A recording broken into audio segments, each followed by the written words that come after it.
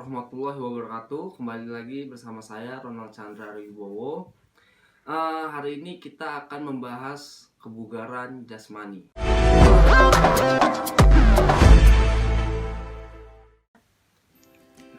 Kebugaran jasmani adalah kemampuan tubuh untuk menjalankan kerja organ tanpa mengalami kelelahan yang berlebihan, sehingga ia masih mempunyai cadangan tenaga atau energi untuk melakukan aktivitas berikutnya.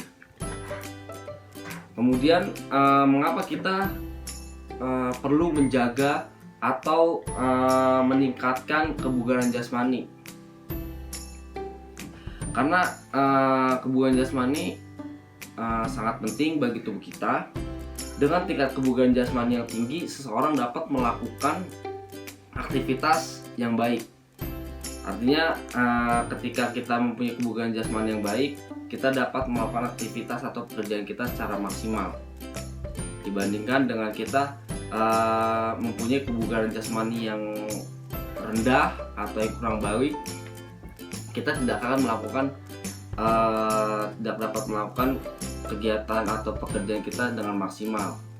Bisa mudah ngantuk atau mudah lelah, mudah capek. Jadi kebugaran jasmani sangatlah penting untuk kehidupan kita sehari-hari. Faktor-faktor yang dapat menentukan tingkat kebugaran seseorang ada beberapa faktor. Yang pertama adalah aktivitas fisik yang dilakukan. Itu juga sangat menentukan tingkat kebugaran seseorang. Yang kedua adalah usia. Usia juga menentukan. Kita bisa bandingkan orang yang usianya 17 sampai 25 tahun ya, dibandingkan dengan usia seseorang yang 40, 50 sampai 70 tahun. Itu akan terlihat perbedaannya. Biasanya tingkat kebugarannya akan lebih tinggi atau lebih bagus yang lebih muda, karena aktivitas yang dilakukannya juga masih sangat banyak. Kemudian yang berikutnya adalah faktor keturunan. Faktor berat badan juga menentukan.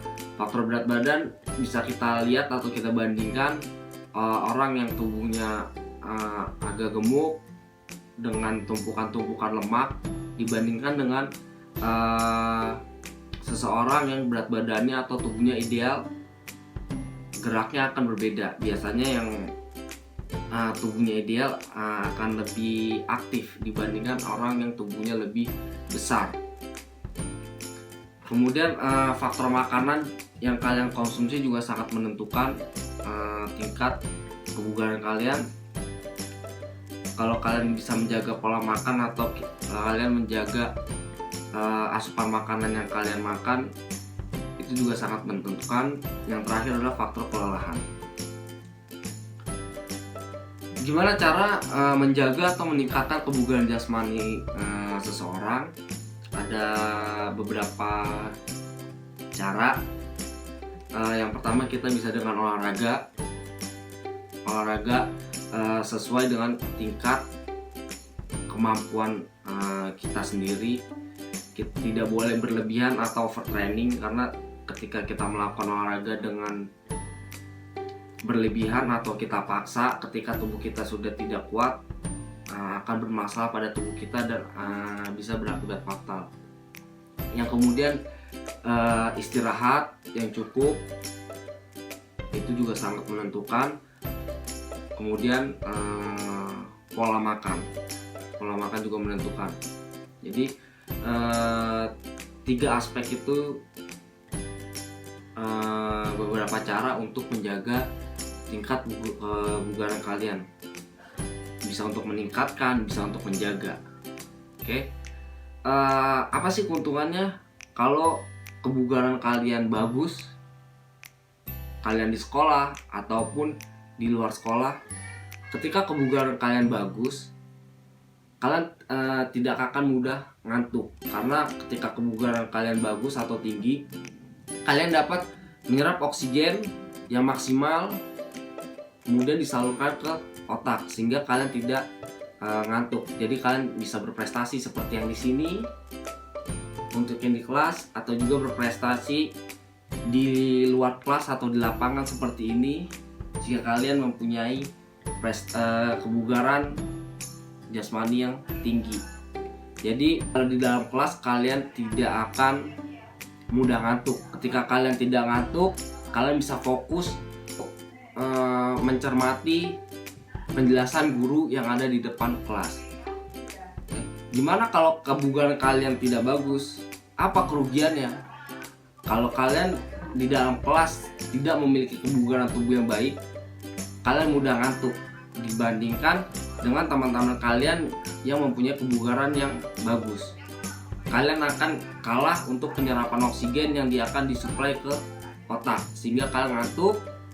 Kemudian kalian bisa tidur seperti ini. Kemudian kalian akan anjlok prestasi kalian di kelas. Kenapa bisa anjlok? Ketika kalian tidur di dalam kelas seperti ini, kalian tidak akan bisa atau tidak tahu apa yang disampaikan oleh guru kalian yang ada di depan kelas.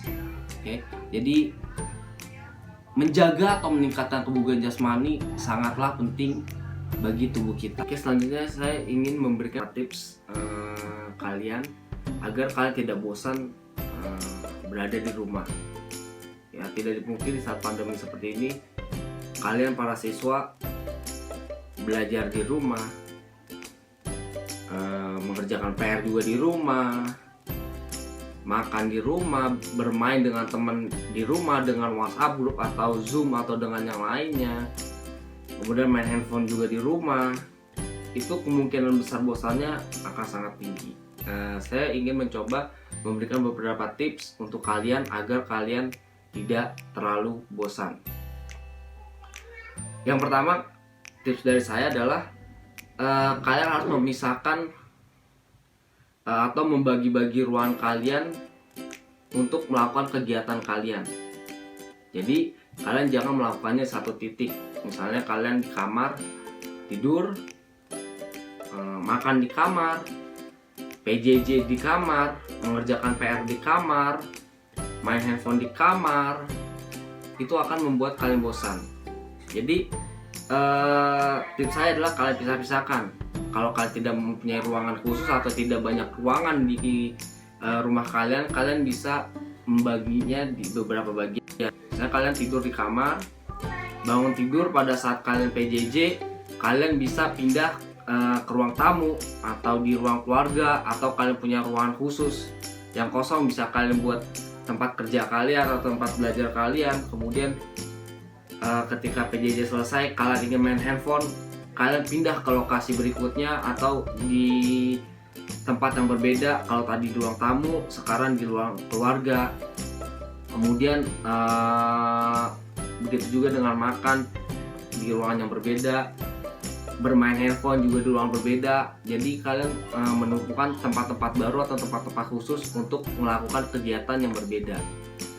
Menurut saya itu juga bisa mengurangi tingkat kebosanan kalian.